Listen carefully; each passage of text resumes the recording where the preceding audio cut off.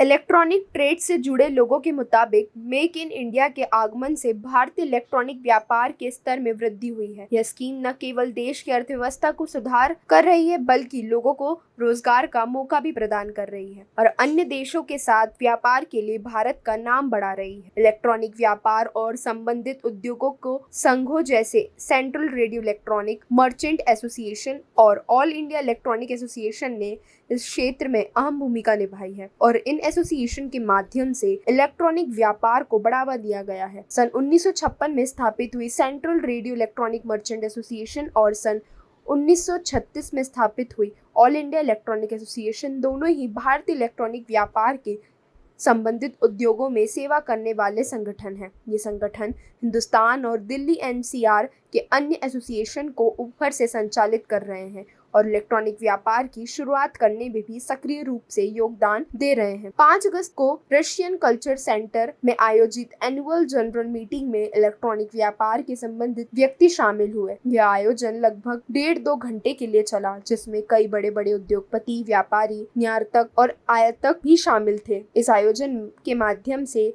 Make in India को सम्मानित करने का प्रयास किया गया था और बेहतर कार्य कर रहे बिजनेसमैन को एसोसिएशन की ओर से सम्मानित किया गया। आपको बता दें, मेक इन इंडिया अभियान के तहत हिंदुस्तान के हजारों करोड़ों का रेवेन्यू हुआ है क्योंकि पहले भारत का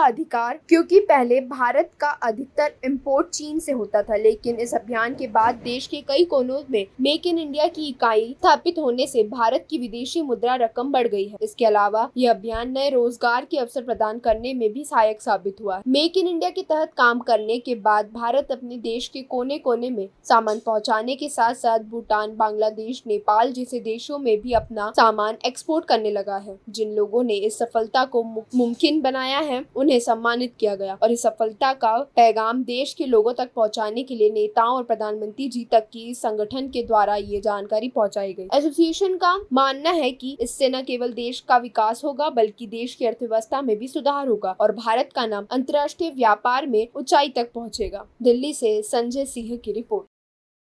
कहना चाहता है एसोसिएशन। हाँ जी सर, लास्ट सवाल ये है कि अगर चाइना के कोई भी आइटम आता है तो इंडिया में क्यों यूज किया जाता है, क्यों नहीं बैन किया जाता है? आप लोग हैं, बिजनेसमैन है, सारी चीज है, बाकी चाइना के जो चीज आता है सस्ता पड़ता है इसलिए ज्यादा बेचते हैं या कुछ और प्रॉफिट है चाइना को चीज लेने से? देखिए, आज टेक्नोलॉजी की बात करें, अगर हम कहें कि आधा गिलास खाली तो नेगेटिव, अगर हम कहें आधा गिलास भरा तो पॉजिटिव। अगर हम बात करें कि मेक इन इंडिया से हम चले, एक प्रोडक्शन की बात करते हैं, जैसे एलईडी टीवी के यूनिट्स हमारे साथ हैं। ये हमारे सामने एलईडी यूनिट है, इक्का के नाम से जो आपने सुना, 3 लाख स्क्वायर फीट के अंदर ये यूनिट लगाया है इन्होंने नोएडा के अंदर, ग्रेटर नोएडा में, और लगभग 75,000 स्क्वायर फीट के अंदर कुंडली हरियाणा में इनका यूनिट्स है, 2 यूनिट्स है।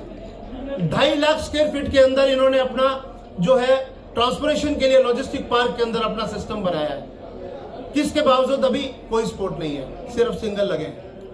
अगर मान लीजिए सरकार सहयोग करे तो और आगे बढ़ सकते हैं। चाइना से आज भी हमारी डिपेंडेंसी है, किस लिए? क्योंकि हमारे यहाँ इंफ्रास्ट्रक्चर नहीं है, सेमीकंडक्टर्स अभी भी वहां से आ रहे हैं, हमारे पास नहीं है, हमारी डिपेंडेंसी है। अगर हम पॉजिटिव की बात करें तो हमने मोल्डिंग यहां शुरू कर दी, हमने प्रेसिंग यहां शुरू कर दी, हमने सारी पावर सप्लाईज और बाकी चीजों को यहां शुरू कर दिया, सारी पैकेजिंग यहां शुरू हो गई, काफी इंडस्ट्रीज को इससे फायदा मिलता है। अगर सही मायने में एक यूनिट अगर 1,000 लोगों को रोजगार दे रहा है तो इनडायरेक्ट वे में वो 10,000 लोगों को रोजगार दे रहा है, क्योंकि जो उसके साथ जुड़े हुए लॉजिस्टिक वाले हैं, इनको, इनके वेंडर्स हैं, आगे जो सप्लायर्स हैं, वो उनको भी तो रोजगार मिल रहा है। तो हम सही दिशा में चल रहे हैं, लेकिन सरकार के सहयोग से और तेजी से बढ़ जाएंगे।